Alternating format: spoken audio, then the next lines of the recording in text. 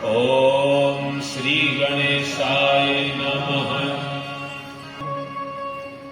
ऐसे पहले श्लोक में उन्होंने वाणी और विनायक की वंदना की, श्री गणेश और सरस्वती की वंदना की। ये मंगल को देने वाले हैं, और उसमें भी वाणी को पहले, विनायक को बाद में। जबकि हमारे पूजा पद्धति में गणेश अंबिका पूजन होता है, पहले गणेश बाद में अंबिका। लेकिन तुलसीदास जी ने क्रांति की। मेरे भाई बहन, संत शांति की बात तो करते हैं, लेकिन समाज में कुछ भ्रांतियों को दूर करने के लिए कुछ ऐसी क्रांति भी करते हैं जिन पर एक भय का वातावरण लोगों ने बना दिया कि गणेश जी को पहले मनाना चाहिए, नहीं तो गणेश जी हमारा काम बिगाड़ देंगे। मेरे भाई बहन, ऐसी बात है ही नहीं। गणेश जी विशालता के प्रतीक हैं, बड़ा विशाल शरीर है। तो सोचिए, जब शरीर विशाल है तो उनका हृदय भी विशाल है, तो वो कैसे नाराज हो सकते हैं? उनको पहले मनाओ बाद में मनाओ, मत मनाओ। गणेश कभी नाराज नहीं है, और जो नाराज हो जाए छोटी छोटी बात पर, वो गणों के ईश कैसे हो सकते हैं? गणों के पति कैसे हो सकते हैं? एक घर का जो पति है उसको बहुत सहन करना पड़ता है, तो सारे गणों के जो पति है वो छोटी छोटी बात में कैसे नाराज हो सकते? ये भय के कारण नहीं। पूजा पद्धति में हमारे यहां पहले गणेश जी को मनाना चाहिए, ये पद्धति का वाक्य है, और हम ऐसा करते हैं, ये मानना चाहिए। लेकिन कदाचित भूल गए, कोई कारण हो गया तो गणेश जी नाराज नहीं होते। जब याद आए तब मना लो।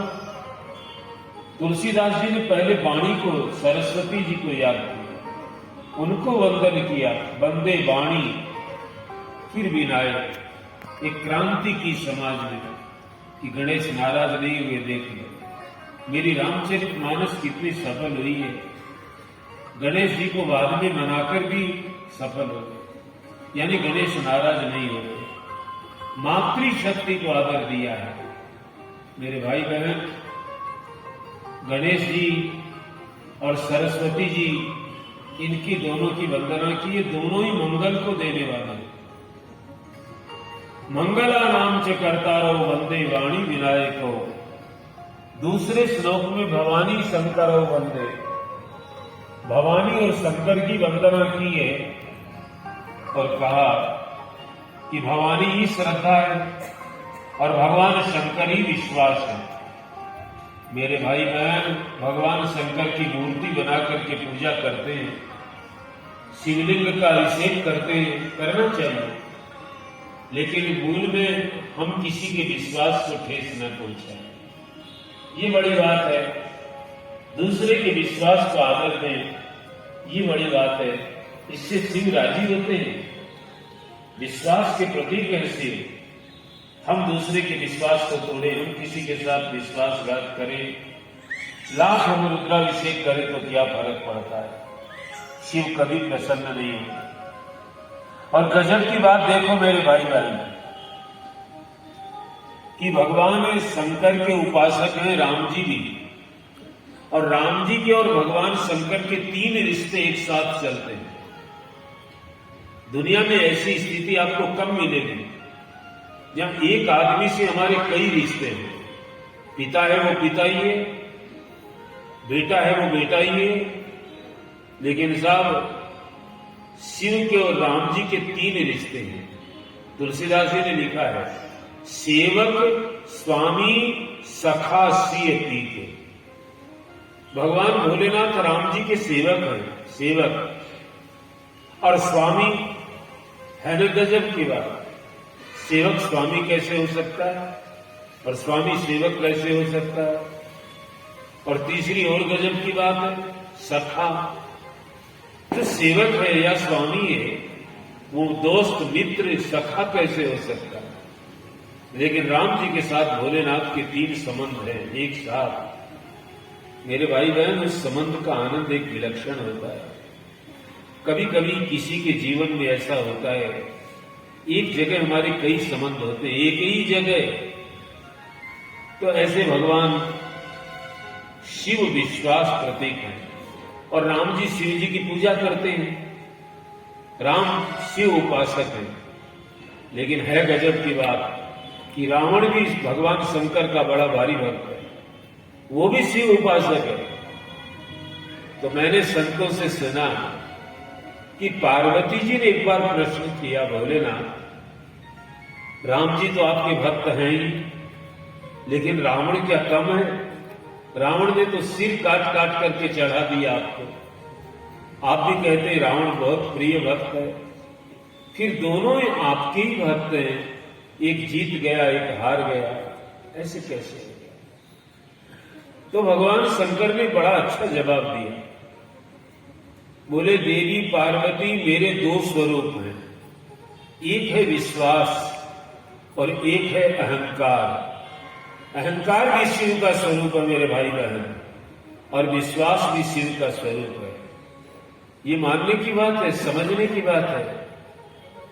तो भगवान भोलेनाथ बोले कि रावण जो पूजा करता है वो मेरे अहंकार के रूप की पूजा करता है, और राम जो पूजा करते हैं वो मेरे विश्वास रूप की। तो शिव पूजा करने वालों को सावधानी से अपने भीतर जांच करनी चाहिए, हम अहंकार रूप की पूजा कर रहे हैं कि विश्वास रूप? तो श्रद्धा विश्वास रूपी हो। अच्छा, पार्वती जी को श्रद्धा का, हम देवी का पूजन करते हैं, बहुत अच्छी बात है, शक्ति प्राप्त होती है, लेकिन श्रद्धा से भी शक्ति प्राप्त होती है मेरे भाई बहन।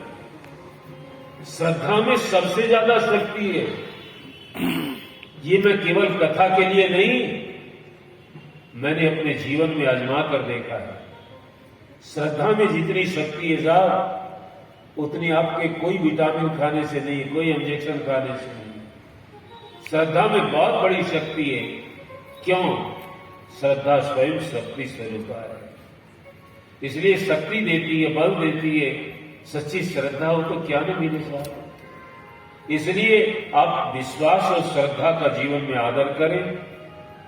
अपने जीवन में नहीं भी है, किसी दूसरे आदमी में श्रद्धा है तो उसका भी आदर करें। कोई दूसरा विश्वास करता है भगवान पर, शास्त्र पर, माता पिता पर, तो उसका भी आदर करें साहब, वो शिव की पूजा हो जाएगी। श्रद्धा विश्वास, जिसके पास श्रद्धा विश्वास का अभाव है, भगवान सामने आकर खड़े हो जाएं तो भी नहीं पहचानता। तीसरे श्लोक में गुरु रूप में भगवान शंकर की वंदना की है। गुरु बोधमयम नित्यम, गुरु बोध में रहे, क्रोध में न रहे। क्रोध और बोध दोनों एक साथ नहीं रह सकते साहब।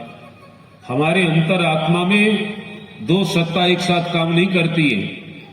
जब क्रोध की सत्ता आती है तो बोध खत्म हो जाता है, ठीक से समझिए।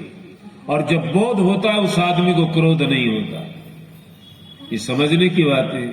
कई लोग कहते हैं हम तो ऊपर ऊपर से क्रोध कर रहे थे, भीतर तो हम ठीक थे। हो ही नहीं सकता ऐसा, वो आदमी भीतर से ठीक। जीव में तो ऐसा संभव नहीं है। जीव में तो कभी न कभी मन के विपरीत कोई स्थिति आएगी तो क्रोध आ जाएगा। तुलसीदास जी कहते हैं बंदे बोधमयम नित्यम गुरुम शंकर रूपिणी। जो नित्य बोध में रहे वो तो शिव ही हो सकते। अरे साहब, चमत्कार भगवान ने दिखाया राजा को, नरसिंह जी को जेल से निकाला गया। राजा माफी मांगने लगा। राजा कहने लगा नरसिंह से आप मुझे श्राप दे दो, अपराध किया है, आप मुझे श्राप दे दो। आप श्राप नहीं